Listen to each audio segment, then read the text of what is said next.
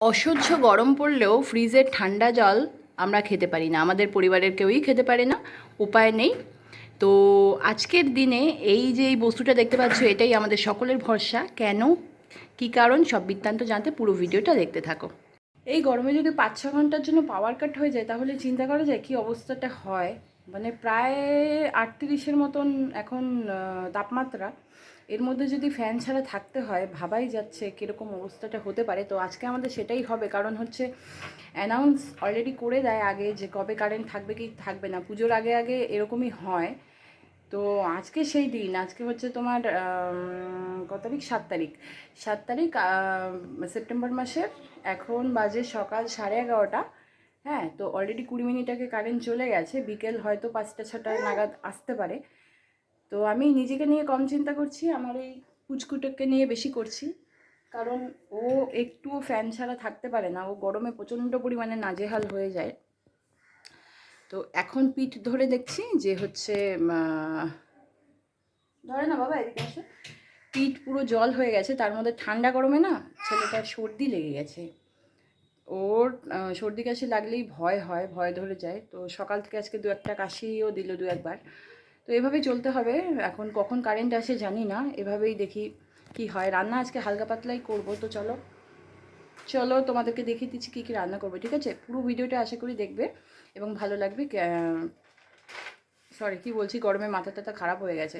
বলছি পুরো ভিডিওটা দেখো, আশা করি ভালো লাগবে। আর কেমন লাগলো না লাগলো অবশ্যই কমেন্ট করে জানাবে, ঠিক আছে? রান্নার দিকে চলে আসলাম। আমি এখন ডিম আর আলুটা সেদ্ধ বসাবো। তো প্রেশার কুকারেই আমি সেদ্ধ করি ডিম আলু।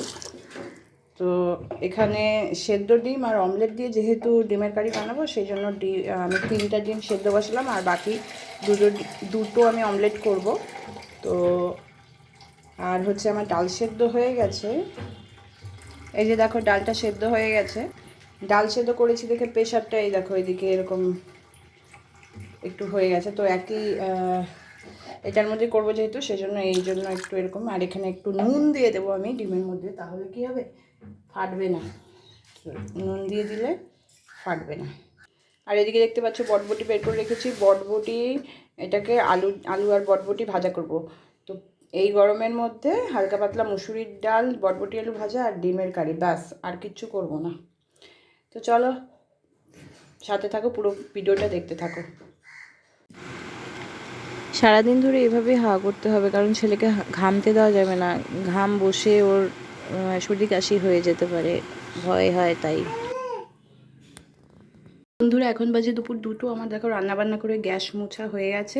যা বলেছিলাম তাই রান্না করেছি। এই দেখো, মসুর ডাল পাতলা করে, আর বটবটি আলু ভাজা, আর ডিমের কারি।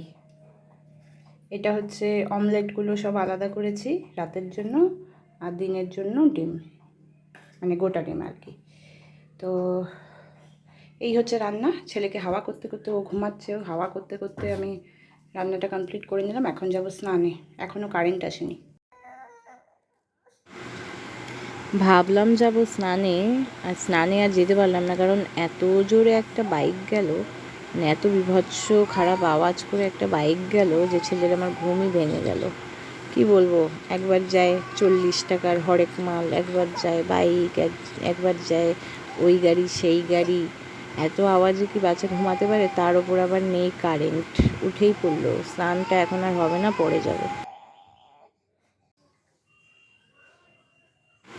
স্নানে তো আর যেতে পারছি না এখন। তো এখন বসে আছি, দেখো কতটা বিধ্বস্ত লাগছে আমাকে গরমে, ঘেমে নিয়ে একসা হয়ে গেলাম।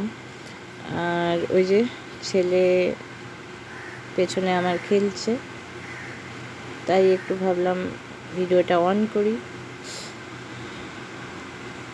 কখন যে কারেন্ট আসে, যতক্ষণ কারেন্ট না আসবে এভাবেই থাকতে হবে।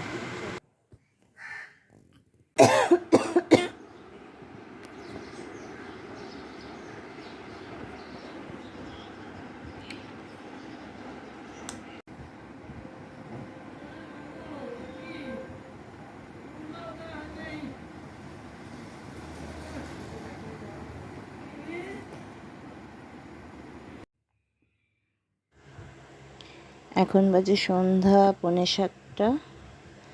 ছেলেকে গাটা মুছে একটু পাউডার লাগিয়ে দিচ্ছি। তারপর রান্নাঘরে যেতে হবে, চা বানাবো, ছেলের খাবার বানাবো। পাউডারটাও মাখতে দিচ্ছে না, হাত দিয়ে সরিয়ে সরিয়ে দেয় বারবার করে। এত দুষ্টু হয়েছে, গায়ে গরম, লাল লাল গোটা বেরিয়ে গেছে, এত গরম। তো ওকে রেডি করা হয়ে গেল, জামা কাপড় পরানো যায় না, এত ঘেমে যায়। তো ওকে এখন টিভির ঘরে নিয়ে গেলাম, টিভিটা চালিয়ে দিলাম, চালিয়ে দিয়ে ওকে সামনে মুড়ি দিয়ে বসালাম, চুপ করে থাকবে তাহলে। এদিকে আমি চাটা বসিয়ে দিয়েছি। যে এই যে নতুন সিরিয়ালটা শুরু হয়েছে, এই সিরিয়ালটা খুব মানে কদিন ধরে দেখছি, 3-4 দিন ধরে, বেশ ভালো লাগে দেখতে। তো আর কার কার ভালো লাগে জানিও। এদিকে দেখো ছেলে মুড়ি খেতে ব্যস্ত। যেটা ভয় পেয়েছিলাম সেটাই হয়েছে, ঠান্ডা গরম লেগে গেছে, সর্দি কাশি দুটোই হয়ে গেছে। নাক দিয়ে সমানে পড়ে যাচ্ছে জল, মুছতে মুছতে নাকটাই লাল হয়ে গেছে। তো যাই হোক, ওর জন্য বানাবো সুজি, সন্ধ্যাবেলার খাবার। তো আমি এই অমৃতভোগ সুজিটা মানে ওকে খাওয়াই, বেশ ভালোই সুজিটা, অনেক দিন ধরেই এইটা খাওয়াচ্ছি ওকে, তো বেশ ভালো। তো সুজিটা আমি বানিয়ে নিই। তো বন্ধুরা এখন বাজে রাত 9টা। ছেলেই দেখো খেলছে, সব খেলনাপত্র ছড়িয়ে ছিটিয়ে। আমি ওর ডালিয়াটা বসিয়ে আসলাম, আর ভাতটা একটু পরে বসাবো, এই 15-20 মিনিট পরে বসাবো। আজকে রুটি বানাবো না ভাবছি, ভালো লাগছে না। এই যে কোথায় যাচ্ছে আবার, সারা ঘরে খেলনা ছড়িয়ে রেখেছে। আয় কই যাচ্ছিস? বসলো আবার একটু,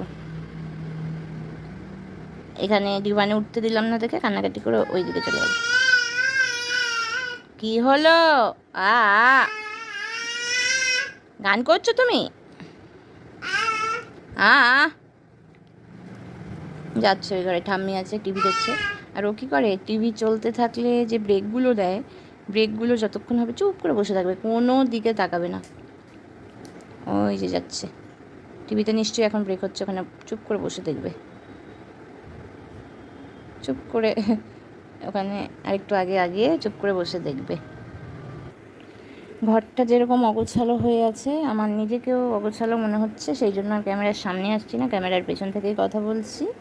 তো আজকে সারাটা দিন তো 4টার দিকে কারেন্ট আসলো, তারপর আবার 6টার দিকে গেছিলো।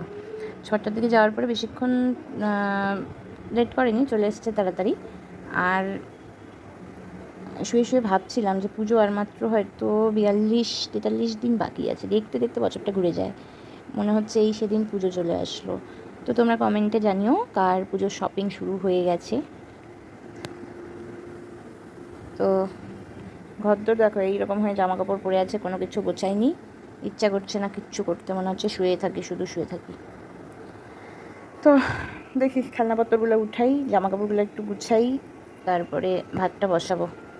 তো আজকে ভিডিওটা এই পর্যন্ত এখানেই এন্ড করছি। ভালো লাগলে তোমরা লাইক কমেন্ট করে দিও, আর চ্যানেল সাবস্ক্রাইব করতে হলে কি বলছি আমি, সকাল থেকে আজকে মাথা টাথা সব খারাপ হয়ে গেছে। চ্যানেল সাবস্ক্রাইব না করা থাকলে প্লিজ করে দিও, এটাই বলার ছিল। আর সবাই সুস্থ থেকো, ভালো থেকো, ঠিক আছে, এইটুকুই বলার।